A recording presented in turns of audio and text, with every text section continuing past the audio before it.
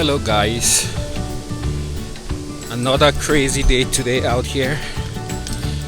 Let's see if we can jump in. Super windy. I mean, those winds are easily more than, I would say, 30 to 40 miles an hour. So you have a little bit of drifting snow on the ground. So get this started.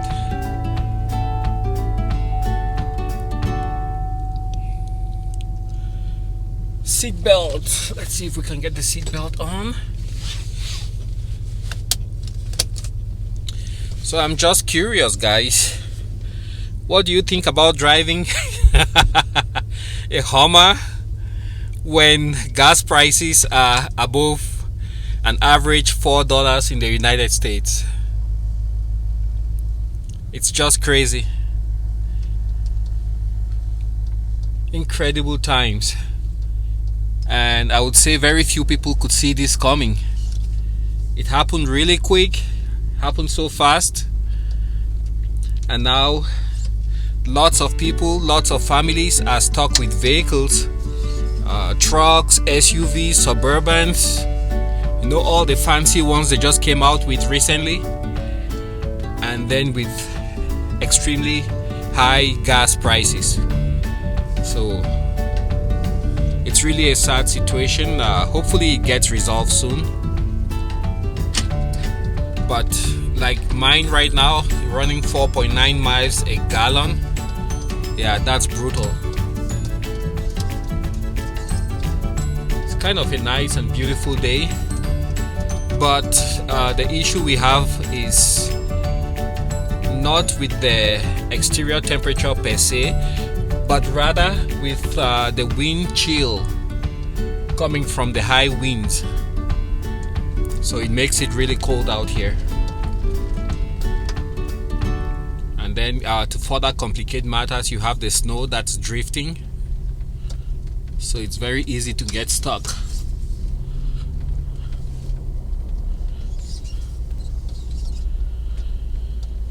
Alright, let's park here for now. So typically with the Hummer, it would be running on 4 high. It has an all-wheel drive system. It's not a true 4-wheel drive, but this is the true 4-wheel drive when you switch it here. And here you have 4 low range, and finally here you can actually lock up the differential. So if you get into your Hummer and you have a hard time turning the steering wheel, you could be in either of these 2 modes. The other thing is the Hummers use the Hydro Boost power steering assist and brake assist systems. So if your power steering pump is going out, you would have a hard time turning your steering, and you would also have a hard time stopping the Hummer.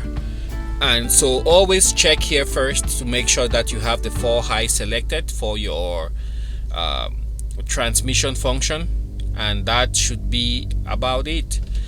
Further down you have the height control, which is an option. Not all Hummers have this. H2s have these.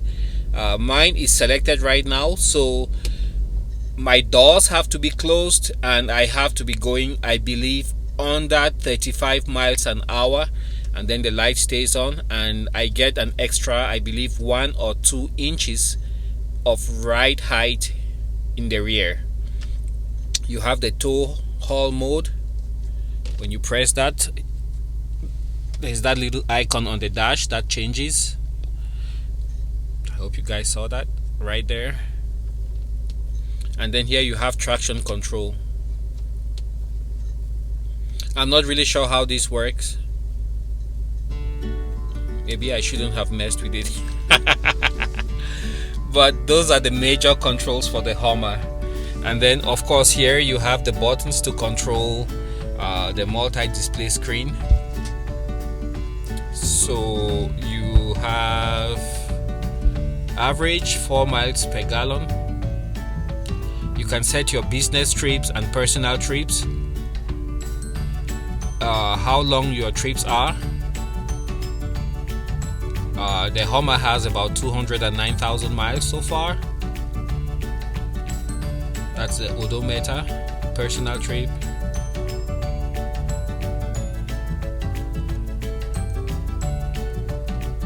And then for each of those functions, you can also, select.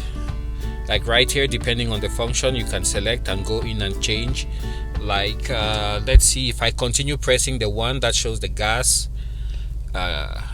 pump, it tells you about the oil life range. I have about 190 miles on 3/4 of a tank, close to 3/4. Average economy, that's bad. Instant economy is 0 because I'm just sitting here idling. And yep, that's for that screen. So now if we move on here, you have some additional functions. So you can actually memorize the seats for 2 drivers, driver 1 and driver 2. And then you have the display units, automatic locking. You can go into each of those menus. I'm just skipping on the higher end of the menus right now. Sitting position recall, easy exit. I guess that one will burn up your motor because each time you open up the door, it tries to push the seat backward.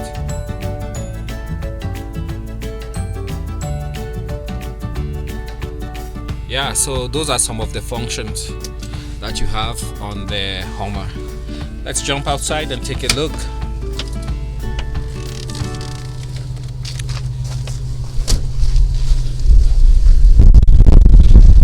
Again, like I said, it's kind of windy out here, so I'm very satisfied.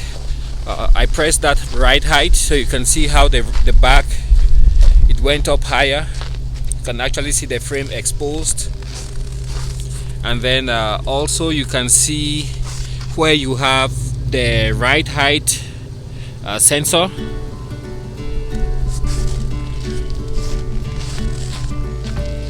This one has the tow package. You have the hitch and the connector.